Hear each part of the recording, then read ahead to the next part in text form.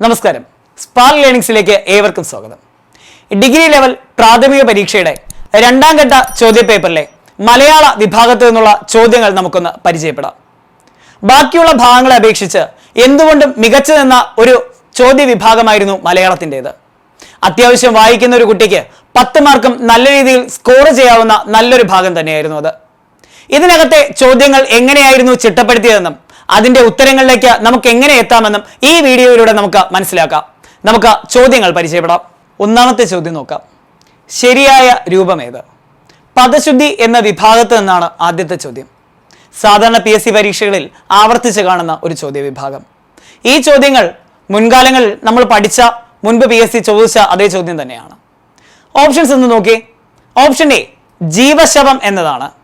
Option B ആകട്ടെ ജീവച്ഛവം എന്നാണ്. Option C ജീവശവം എന്നും ഓപ്ഷൻ ഡി ജീവച്ഛവം എന്നുമാണ്. സാധാരണ നമ്മൾ ഈ പദം ഉച്ചരിക്കുന്നത് ജീവച്ഛവം എന്ന് തന്നെയല്ലേ? ഉച്ചരിക്കുമ്പോൾ ജീവച്ഛവം എന്നാണ് നമ്മൾ പറയുക, അല്ലെ? അതായത് ച എന്ന ഖരവർണം, ആ ഖരവർണത്തിന്റെ ഉച്ചാരണം തന്നെയാണ് അവിടെ ശക്തമായി നമ്മൾ കേൾക്കുന്നത്. പക്ഷേ പലപ്പോഴും അത് എഴുതി കാണുന്നത് ജീവശവം എന്ന രീതിയിലാണ്, അതായത് ഷ എന്ന ശബ്ദത്തിന്റെ ഉച്ചാരണത്തോടുകൂടെ. അതുകൊണ്ട് തന്നെ ഒട്ടനേകം കുട്ടികൾ സി ഓപ്ഷൻ ടിക്കിയതായിട്ട് കാണുന്നുണ്ട്. എന്നാൽ ശരിയായ ഉത്തരം ഓപ്ഷൻ ബി ആണ്. ഓപ്ഷൻ ബി ജീവച്ഛവം എന്നതാണ് ശരിയായ ഉത്തരം. ഇത് മുൻപും PSC ചോദിച്ചിട്ടുള്ള ഒരു ചോദ്യമാണ്. അതുകൊണ്ട് തന്നെ വലിയ പ്രയാസമില്ലാതെ ആ ഒരു ചോദ്യം നമുക്ക് അറ്റൻഡ് ചെയ്യാനായിട്ട് കഴിഞ്ഞു. എന്നാൽ രണ്ടാമത്തെ ചോദ്യത്തിലേക്ക് വരാം. രണ്ടാമത്തെ ചോദ്യം സഹിതം എന്ന പദത്തിന്റെ വിപരീത പദം ഏത്? വീണ്ടും PSC ആവർത്തിച്ച ഒരു ചോദ്യമാണ്. സഹിതം. സഹിതം എന്നാൽ കൂടെ എന്നൊക്കെ അർത്ഥം വരുന്ന ഒരു പദമാണ്, അല്ലെ? അതോടൊപ്പം, അതോട് ചേർന്ന എന്നൊക്കെ അർത്ഥം വരുന്ന ഒരു പദം. ഓപ്ഷനിൽ നോക്കുക. ഓപ്ഷനിൽ എ അഹിതം എന്ന ഒരു വാക്ക് കിടപ്പുണ്ട്. ഓപ്ഷൻ ബി ആണെങ്കിൽ ദുർഹിതം എന്നാണ്. ഓപ്ഷൻ സിയിൽ രഹിതം എന്നും ഓപ്ഷൻ ഡിയിൽ അപഹിതം എന്നുമാണ് തന്നിട്ടുള്ളത്. സഹിതം എന്നതിന്റെ നേരെ വിപരീത പദം ഉറപ്പായും പഠിച്ചിരിക്കുക, അത് രഹിതം എന്നതാണ്. അപ്പോൾ ഓപ്ഷൻ സി രഹിതമാണ് ശരി. ഓപ്ഷൻ എയോ അല്ലെങ്കിൽ മറ്റേതൊരു ഓപ്ഷൻ നിങ്ങൾ നോക്കിയിരുന്നാലോ അവയെല്ലാം തന്നെ ഇതുമായി ഒരു തരത്തിലുള്ള ഒരു ബന്ധവുമില്ലാത്ത ആൻസറുകളാണ്.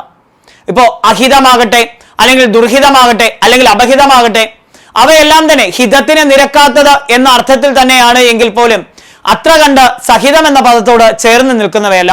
കൂടുതൽ അർത്ഥതലങ്ങളിലോട്ടൊന്നും നമ്മൾ പോകുന്നില്ല. ഓപ്ഷൻ അടുത്ത ചോദ്യത്തിലേക്ക് വരാം. മൂന്നാമത്തെ ചോദ്യം നോക്കുക. മൂന്നാമത്തെ ചോദ്യം ഒരൊറ്റ പദമാണ് ചോദിച്ചിട്ടുള്ളത്. ചോദ്യം ഇങ്ങനെയാണ്: പറയുന്നയാൾ എന്ന പദത്തിന്റെ ഒറ്റപ്പദം ഏത്? പറയുന്നയാൾ എന്ന പദത്തിന്റെ ഒറ്റപ്പദം ഏതാണ്? ഓപ്ഷൻസ് നോക്കാം. ഓപ്ഷൻ എയിൽ തന്നിട്ടുള്ളത് വിവക്ഷിതാവ് എന്ന പദമാണ്. ഓപ്ഷൻ ബി ആകട്ടെ വക്താവ് എന്ന പദവും. ഓപ്ഷൻ സിയിൽ പ്രേക്ഷിതൻ എന്ന പദവും ഓപ്ഷൻ ഡിയിൽ പ്രയോക്താവ് എന്ന പദവുമാണ് നമുക്ക് കാണാൻ പറ്റുന്നത്. ഇതിൽ പറയുന്നയാൾ എന്നർത്ഥം വരുന്ന പദം ഓപ്ഷൻ ബി വക്താവാണ്. ഓപ്ഷൻ ബി വക്താവ്. ബാക്കിയുള്ള പദങ്ങൾ നോക്കുക. ഓപ്ഷൻ എ ആകട്ടെ അല്ലെങ്കിൽ ഓപ്ഷൻ സി ആകട്ടെ ഓപ്ഷൻ ഡി, ഇതിൽ ഓപ്ഷൻ സി ഒക്കെ നമ്മൾ ഒരുപാട് തവണ പറഞ്ഞിട്ടുള്ള പദങ്ങളാണ്, അല്ലെ? പ്രേക്ഷിതൻ. പ്രേക്ഷിതൻ എന്നാൽ അയക്കുന്നയാളെന്നർത്ഥം. മുൻകാലങ്ങളിൽ കത്തൊക്കെ എഴുതുന്ന സമയത്ത് നിങ്ങൾ ശ്രദ്ധിച്ചിട്ടുണ്ടായിരിക്കും, സ്കൂളിലൊക്കെ പഠിക്കുന്ന സമയത്ത് നമ്മൾ കത്തൊക്കെ എഴുതുന്ന സമയത്ത് അവിടെ ഫ്രമ്മും ട്യൂവും വെക്കാറുണ്ട്, അല്ലെ? ഫ്രമ്മും ട്യൂവും. പ്രേക്ഷിതാവ്, സ്വീകർത്താവ്, രണ്ട് പദങ്ങൾ നമ്മൾ വെക്കാറുണ്ട്. പ്രേക്ഷിതാവ്, സ്വീകർത്താവ്. പ്രേക്ഷിതാവ് എന്നാൽ അയക്കുന്നയാൾ എന്നർത്ഥം, പ്രേക്ഷിതൻ അയക്കുന്ന വ്യക്തി എന്നർത്ഥം. ഇനി വിവക്ഷിതാവ് ഒരല്പം, അല്ലെ, നമ്മൾ പറയുന്നയാൾ എന്ന പദവുമായി ഒരല്പം കൂടെ ചേർന്ന് നിൽക്കുന്ന ഒരു പദമാണ് വിവക്ഷിതാവ്. എന്നിരുന്നാലും അത് അതിന്റെ ഒറ്റപ്പദമല്ല. വിവക്ഷിതാവ് എന്നത് എന്തെങ്കിലും ഒന്നിനെ കുറിച്ച് വിവരിക്കുന്ന ആൾ അല്ലെങ്കിൽ അതിനെക്കുറിച്ച് കൂടുതലായി പറയുന്ന ഒരു വ്യക്തി എന്ന പദത്തിലോട്ട് ആ ഒരു പദം അങ്ങ് മാറുകയാണ്. ഇനി പ്രയോക്താവാകട്ടെ, പ്രയോക്താവും പറയുന്നയാൾ എന്ന പദവുമായി ചേർന്ന് നിൽക്കുന്നതല്ല. ഉത്തരം ഏതാണ്? വക്താവ് എന്നതാണ്. അപ്പോൾ വക്താവ് എന്നത് പറയുന്നയാൾ എന്നാണ് ആ ഒരു പദത്തിന്റെ ഒറ്റപ്പദം. ക്ലിയർ അല്ലേ? ഇനി അടുത്ത ചോദ്യം നോക്കാം. നാലാമത്തെ ചോദ്യം ഇതാണ്: സ്ട്രൈക്ക് ബ്രേക്കർ എന്നതിന്റെ സമാനമായ മലയാള ശൈലി ഏത്? ചോദ്യം നോക്കുക. സ്ട്രൈക്ക് ബ്രേക്കർ എന്ന മലയാള ശൈലിയുടെ സമാനമായ ശൈലി ഏത് എന്നതാണ് ചോദ്യം.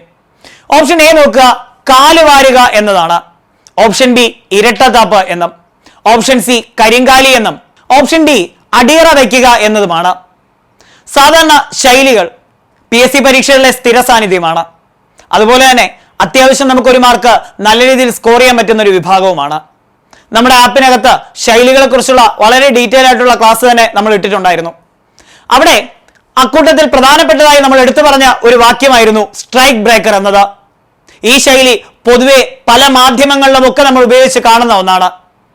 സ്ട്രൈക്ക് ബ്രേക്കർ എന്നാൽ കരിങ്കാലി എന്നാണ് അർത്ഥം. സ്ട്രൈക്ക് ബ്രേക്കർ എന്നാൽ കരിങ്കാലി. പലപ്പോഴും തോന്നുക കാല് വാരുക എന്നൊരർത്ഥത്തിലോട്ട് സാധാരണ നമ്മളത് ചെന്നെത്താറുണ്ടെങ്കിലും അതിന്റെ ശരിയായ പദം സ്ട്രൈക്ക് ബ്രേക്കർ എന്നത് കരിങ്കാലി എന്ന് തന്നെയാണ്. ഓക്കെ, ഇരട്ടത്താപ്പോ അല്ലെങ്കിൽ മറ്റൊന്നും നോക്കണ്ട, നിങ്ങൾ ശരിയായ ഉത്തരം ഏതാണ്? കരിങ്കാലി എന്നതാണ്. അഞ്ചാമത്തെ ചോദ്യം, ജലം എന്നതിന്റെ പര്യായ പദം ഏത് എന്നതാണ്. ഓപ്ഷൻസ് നോക്കുക. ഓപ്ഷൻ എ നീരജം, ഓപ്ഷൻ ബി മരന്തം, ഓപ്ഷൻ സി അമ്പുതം, ഓപ്ഷൻ ഡി അപ്പ്. ഇതിൽ ഉത്തരമായി വരുന്നത് ഓപ്ഷൻ ഡി അപ്പാണ്. ബാക്കിയുള്ള ഓപ്ഷൻസ് ഒന്ന് നോക്കാം നമുക്ക്. നീരജം എന്നത് ജലത്തിൽ ജനിച്ചത് എന്നർത്ഥം വരുന്ന ഒരു പദമാണ് അല്ലെ. നീരിൽ ജനിച്ചത്, ജം എന്നാൽ ജനിച്ചത്, നീരിൽ ജനിച്ചത്. നീരജം എന്നതിന് പൊതുവെ നമ്മൾ പറയാ താമര എന്ന പദമാണ്. നമ്മൾ സാധാരണ പറയാറുണ്ട് അല്ലെ, നീരജലോചനൻ, രാജീവലോചനൻ, നമ്മൾ സാധാരണ പറയുന്ന ഒരു പദമാണ്. അതുപോലെ ജലജം എന്നൊക്കെ ഉള്ള പദം നമ്മൾ പറയുന്നതാണ്. അപ്പൊ നീരജം എന്നാൽ ജലത്തിൽ ജനിച്ചത്. കറക്റ്റായിട്ട് വരുന്നത് നമ്മൾ ഈ പറഞ്ഞ താമര എന്ന പദമാണ്. എന്നാൽ അവിടെ ഒരു കുഞ്ഞു കാര്യം കൂടെ ഓർമ്മിച്ചോളാം. ജലത്തിൽ ജനിച്ചത് അല്ലെങ്കിൽ ജലജം എന്ന പദത്തിന് മത്സ്യം, അതായത് മീൻ എന്ന പദവും കൊടുത്തിട്ടുണ്ട് ആൻസർ ആയിട്ട്. കാരണം ജലത്തിൽ ജനിച്ചതെല്ലാം എന്ത് തന്നെയാണ്? നീരജമാണ്. നീരിൽ ജനിച്ചതെല്ലാം ജലം, ജലത്തിൽ ജനിച്ചത്. ഇനി ഓപ്ഷൻ ബിയിലേക്ക് വന്നാൽ അത് മരന്തമാണ് അല്ലെ. ഓപ്ഷൻ ബി മരന്തമാണ്. എന്താണ് മരന്തം? മരന്തം തേനാണ് അല്ലെ. മരന്തം തേനാണ്. അപ്പൊ തേനുമല്ല ഉത്തരം. ഇനി ഓപ്ഷൻ എന്താണ്? സിയിലേക്ക് വന്നു കഴിഞ്ഞാൽ അമ്പുതമാണ് ചോദ്യം. അമ്പുതം. ഓപ്ഷൻ സി എന്താണ്? അമ്പുതം. അമ്പുതം എന്നാൽ മേഘം എന്നാണ് അർത്ഥം. അതായത് അമ്പുവിനെ ചുമക്കുന്നത് അല്ലെങ്കിൽ അമ്പുവിനെ വഹിക്കുന്നത്, ജലത്തെ വഹിക്കുന്നത് ആരാണ്? മേഘമാണ്. അപ്പോൾ ഈ മൂന്ന് ഓപ്ഷനും നോക്കി വരുമ്പോൾ ഇത് മൂന്നും ജലത്തിന്റെ പര്യായമല്ല എന്ന് മനസ്സിലാക്കി കഴിഞ്ഞാൽ ഉറപ്പായും പിന്നെ നമുക്കുള്ളത് ആരാണ്? ഓപ്ഷൻ ഡി ആണ്. അപ്പോൾ അപ്പ് എന്ന പദം ശരിയായി അറിയാത്തവർ അല്ലെങ്കിൽ ആദ്യമായിട്ടാണ് കേൾക്കുന്നത് എങ്കിൽ പോലും ആ ഒരു ഉത്തരം നമുക്ക് ശരിയായിട്ട് എത്താനായിട്ട് അല്ലെങ്കിൽ ആ ഒരു ഉത്തരത്തിലേക്ക് ശരിയായിട്ട് എത്താനായിട്ട് നമുക്ക് കഴിയുന്നു. ആറാമത്തെ ചോദ്യം, കണ്ടു പിരിച്ചെഴുതുക. കണ്ടു എന്ന പദം പിരിച്ചെഴുതുക എന്നതാണ് ചോദ്യം. ഓപ്ഷൻ എ നോക്കുക, കൺ പ്ലസ് ഡു. ഓപ്ഷൻ എ കൺ പ്ലസ് ഡു. ഓപ്ഷൻ ബി കൺ പ്ലസ് ടു. ഓപ്ഷൻ ബി കൺ പ്ലസ് ടു. ഓപ്ഷൻ സി കൺ പ്ലസ് ഡു. കൺ പ്ലസ് ഡു. ഓപ്ഷൻ ഡിയിലേക്ക് വന്നാൽ ക പ്ലസ് ഡു. ക പ്ലസ് ഡു. അതാണ് വാക്ക്. ഇവിടെ ശരിയായി വരുന്ന ഉത്തരം ഓപ്ഷൻ ബി ആണ്. ശരിയായ ഉത്തരം ഓപ്ഷൻ ബി ആണ്. സന്ധി കാര്യങ്ങളൊക്കെ നമ്മൾ പഠിച്ചിട്ടുള്ളതാണ് അല്ലെ. അതിൽ ആദേശ സന്ധിയുടെ ഉദാഹരണമായി വരുന്ന ഒരു പദമാണ് കണ്ടു എന്നത്. ഒരു വർണ്ണം വന്നു ചേരുകയും മറ്റൊരു വർണ്ണം നഷ്ടമാകുകയും ചെയ്യുന്നു. ഇവിടെ കണ്ടു എന്ന പദത്തിൽ കൺ പ്ലസ് ടു എന്ന പദങ്ങൾ ചേർന്നാണ് കണ്ടു രൂപപ്പെടുന്നത്. അവിടെ തു എന്ന ശബ്ദം നഷ്ടമാകുകയും ഡ എന്ന പദം, അതായത് നായുടെ തന്നെ ഖരവർണമായ ഡ എന്ന ശബ്ദം അവിടേക്ക് ആഗമിക്കുകയും ചെയ്യും. നമുക്കറിയാം സജാതീയമായുള്ള ഖരശബ്ദത്തെ ആഗമിപ്പിക്കുവാൻ അല്ലെങ്കിൽ അതിലേക്ക് കൊണ്ടുവരുവാനായിട്ട് എപ്പോഴും അതിന് അനുനാസികം ശ്രമിച്ചുകൊണ്ടേയിരിക്കും. അതുകൊണ്ട് തന്നെ ആ നകാരം, അതായത് കൺ എന്ന പദത്തിലെ നകാരം അതിന്റെ തന്നെ ഖരവർണമായ ഡകാരത്തെ കൊണ്ടുവരുന്നു, ഡ എന്ന ശബ്ദത്തെ കൊണ്ടുവരും. അങ്ങനെ കൺ പ്ലസ് ടു എന്നത് കണ്ടു എന്നായി മാറുന്നു. ഇത് മുൻപും PSC ചോദിച്ചിട്ടുള്ളതാണ്, നമ്മൾ പഠിച്ചിട്ടുണ്ട്. ഓക്കെ അല്ലെ. ഏഴാമത്തെ ചോദ്യം, പുല്ലിംഗ സ്ത്രീലിംഗ ജോഡിയിൽ തെറ്റായ പദമേത് എന്നതാണ്. ചോദ്യം ഒന്നുകൂടെ നോക്കുക. പുല്ലിംഗ സ്ത്രീലിംഗ ജോഡിയിൽ തെറ്റായത് വീണ്ടും ശ്രദ്ധിക്കുക, തെറ്റായത്. ഇവിടെ പല കുട്ടികൾക്കും ഒരു തെറ്റ് പറ്റിയത് ശരിയായത് ഏത് എന്നായിരുന്നു അവർ പെട്ടെന്ന് നോക്കിയതും അങ്ങനെ ആദ്യമേ കയറി ടിക്ക് ചെയ്ത് വെച്ച കുട്ടികളുണ്ട്. പക്ഷെ ശ്രദ്ധിക്കുക, ചോദിച്ചത് ഈ ജോഡിയിൽ തെറ്റായ പദമേത് എന്നതാണ്. നമുക്ക് ഓപ്ഷൻസ് ഒന്ന് നോക്കാം. ഓപ്ഷൻ എ യാചകൻ യാചകി. ഓപ്ഷൻ എ യാചകൻ യാചകി. ഓപ്ഷൻ ബി ലേഖകൻ ലേഖക. ഓപ്ഷൻ ബി ലേഖകൻ ലേഖക. ഓപ്ഷൻ സി സാക്ഷി സാക്ഷിണി. ഓപ്ഷൻ സി സാക്ഷി സാക്ഷിണി. Option D കാതികൻ കാതിക. കാതികൻ കാതിക. ഇവിടെ ആദ്യം കാണുന്ന ഓപ്ഷൻ യാചകൻ യാചകി, ഇത് കഴിഞ്ഞ എക്സാമിന്, അതായത് ആദ്യത്തെ ഘട്ട എക്സാമിന് ചോദിച്ച ചോദ്യമായിരുന്നു.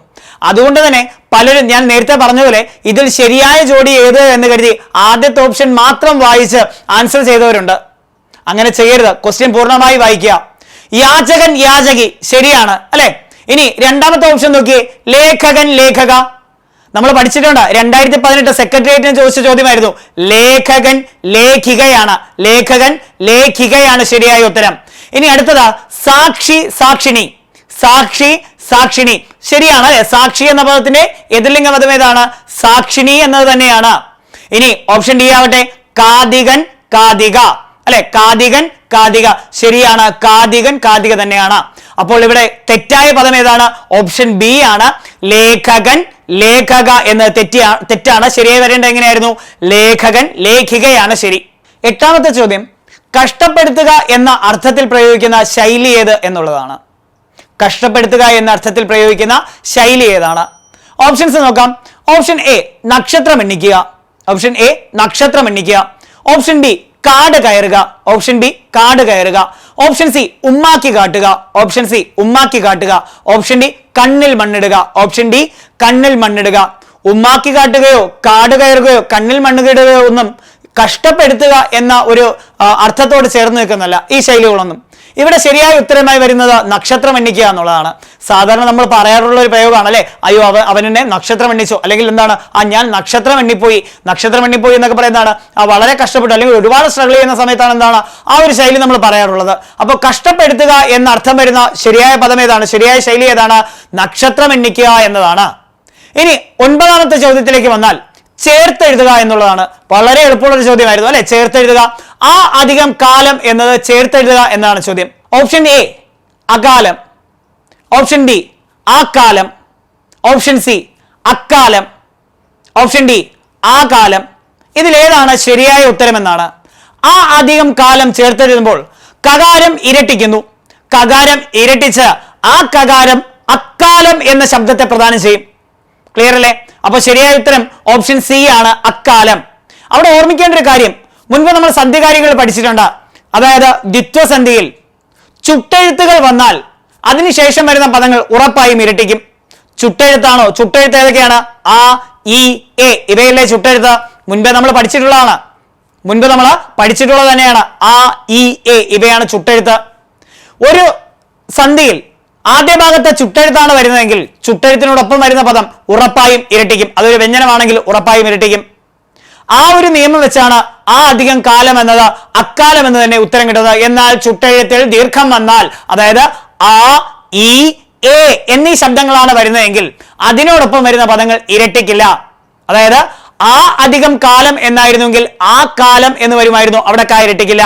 പക്ഷേ ഇത് ചുട്ടെഴുത്തായതുകൊണ്ട് തന്നെ ഇരട്ടിക്കും. അപ്പോൾ ഉത്തരം ഏതാണ്? ഉത്തരം സി, അക്കാലമാണ്. 10ാമത്തെ ചോദ്യം, തെറ്റായ വാക്യം ഏത് എന്നതാണ്. ചോദ്യം എങ്ങനെയാണ്? തെറ്റായ വാക്യം. നമുക്ക് ഓപ്ഷൻസ് നോക്കാം. ഓപ്ഷൻ എ ഞാൻ ക്ലാസ്സിൽ ചേർന്നതിന് കാരണം അറിയുവാനുള്ള ആഗ്രഹമാണ്. ഞാൻ ക്ലാസ്സിൽ ചേർന്നതിന് കാരണം അറിയുവാനുള്ള ആഗ്രഹമാണ്. ഓപ്ഷൻ ബി ഞാൻ ക്ലാസ്സിൽ ചേർന്നതിന് കാരണം അറിയുവാനുള്ള ജിജ്ഞാസ കൊണ്ടാണ്. ഞാൻ ക്ലാസ്സിൽ ചേർന്നതിന് കാരണം അറിയുവാനുള്ള ജിജ്ഞാസ കൊണ്ടാണ്. ഓപ്ഷൻ സി ഞാൻ ക്ലാസ്സിൽ ചേർന്നത് അറിയുവാനുള്ള ആഗ്രഹം കൊണ്ടാണ്. ഞാൻ ക്ലാസ്സിൽ ചേർന്നത് അറിയുവാനുള്ള ആഗ്രഹം കൊണ്ടാണ്. ഓപ്ഷൻ ഡി ഞാൻ ക്ലാസ്സിൽ ചേർന്നതിന് കാരണം ജിജ്ഞാസയാണ്. ഞാൻ ക്ലാസ്സിൽ ചേർന്നതിന് കാരണം ജിജ്ഞാസയാണ്. ഇവിടെയും നേരത്തെ സംഭവിച്ച, അതായത് എതിർലിംഗങ്ങൾ സംഭവിച്ച അതേ ഒരു പിശക് ഒരുപാട് കുട്ടികൾ സംഭവിച്ചു. അവർ ഇവിടെ തെറ്റായ വാക്യമാണ് ചോദിച്ചതെങ്കിൽ എല്ലാവരും ശരിയായ വാക്യം കണ്ടെത്താനായി ഏറെ സമയം ബുദ്ധിമുട്ടേണ്ടി വന്നു. കാരണം ഇതിൽ തന്നിരിക്കുന്ന ഒരു വാക്യം ഒഴിച്ച് ബാക്കി 3 ശരിയാണ്. അപ്പോൾ ഒരുപാട് കുട്ടികൾ അതിന് സമയം ചെലവാക്കി. കാരണം എന്താ? തെറ്റായത് എന്ന ആ ഒരു വാക്ക് ശ്രദ്ധിക്കാതെ പോയി. ഇവിടെ ചോദിച്ചത് തെറ്റായ വാക്യമാണ്. ഓപ്ഷൻ എ നോക്കി, ഞാൻ ക്ലാസ്സിൽ ചേർന്നതിന് കാരണം അറിയുവാനുള്ള ആഗ്രഹമാണ്. അവിടെ യാതൊരു തെറ്റുമില്ല, ആ വാക്യം പൂർണ്ണമായി ശരിയാണ്. ഞാൻ ക്ലാസ്സിൽ ചേർന്നതിന് കാരണം അറിയുവാനുള്ള ആഗ്രഹമാണ്. ഓപ്ഷൻ ബിയിലേക്ക് വന്നാൽ, ഞാൻ ക്ലാസ്സിൽ ചേർന്നതിന് കാരണം അറിയുവാനുള്ള ജിജ്ഞാസ കൊണ്ടാണ്. അറിയുവാനുള്ള ജിജ്ഞാസ കൊണ്ടാണ്. മുൻപ് വാക്യശുദ്ധിയുടെ ക്ലാസ് എടുത്ത സമയത്ത് ഞാൻ വ്യക്തമായി പറഞ്ഞു തന്നതാണ്. പൗനരുക്ത്യം അഥവാ പുനരുക്തി എന്നൊരു ദോഷം സാധാരണ വാക്യശുദ്ധിയിൽ കടന്നു വരാറുണ്ട്, അല്ലെങ്കിൽ വാക്യങ്ങളുടെ ഇടയിൽ കടന്നു വരാറുണ്ട്. പൗനരുക്തി അഥവാ പുനരുക്തി എന്നാൽ വീണ്ടും പറയുക എന്നർത്ഥം. ഒരു പദം വീണ്ടും ആവർത്തിച്ച് പറയുക, അല്ലെ? വീണ്ടും പറയുക, വീണ്ടും ആവർത്തിക്കുക എന്ന് പറയുന്നത് തെറ്റാണ്. ആവർത്തിച്ച് പറയുക. അങ്ങനെ വരുമ്പോൾ ആ പദത്തിൽ അല്ലെങ്കിൽ ആ വാക്യത്തിൽ തെറ്റ് സംഭവിക്കും.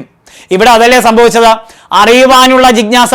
ജിജ്ഞാസ എന്ന പദം എന്തിന്റെ ഒറ്റ പദമാണ്? അറിയുവാനുള്ള ആഗ്രഹമാണ് ജിജ്ഞാസ, അല്ലെ? അറിയുവാനുള്ള ആഗ്രഹം.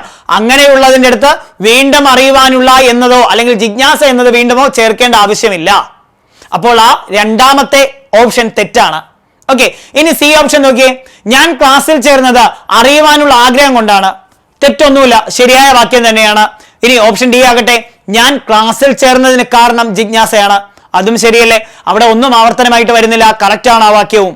അപ്പോൾ ഇവിടെ തെറ്റായ ചോദ്യം ഏതാണ്? ഞാൻ ക്ലാസ്സിൽ ചേർന്നതിന് കാരണം അറിയുവാനുള്ള ജിജ്ഞാസ കൊണ്ടാണ് എന്ന ഓപ്ഷൻ ബി ആണ് തെറ്റ്. അപ്പോ 10 ചോദ്യങ്ങൾ നമ്മൾ പരിചയപ്പെട്ടു. മൊത്തത്തിൽ നോക്കിയാൽ ബാക്കിയുള്ള ഭാഗങ്ങളെ അപേക്ഷിച്ച് എന്തുകൊണ്ടും മികച്ച നിലവാരം തന്നെയായിരുന്നു മലയാള ഭാഗങ്ങൾ പുലർത്തിയിരുന്നത്. 10 ചോദ്യവും വളരെ ലളിതമായി തന്നെ നമുക്ക് അറ്റൻഡ് ചെയ്യാൻ പറ്റുന്നതുമാണ്. അപ്പൊ ഇതിനെക്കുറിച്ചുള്ള വിശദമായ കാര്യങ്ങളും ഓരോ ഭാഗത്തെക്കുറിച്ചുള്ള വിശദമായ ക്ലാസ്സുകളും നമ്മുടെ ആപ്പിൽ ലഭ്യമാണ്. ഏവർക്കും ഒരു മികച്ച വിജയം ആശംസിച്ചുകൊള്ളുന്നു.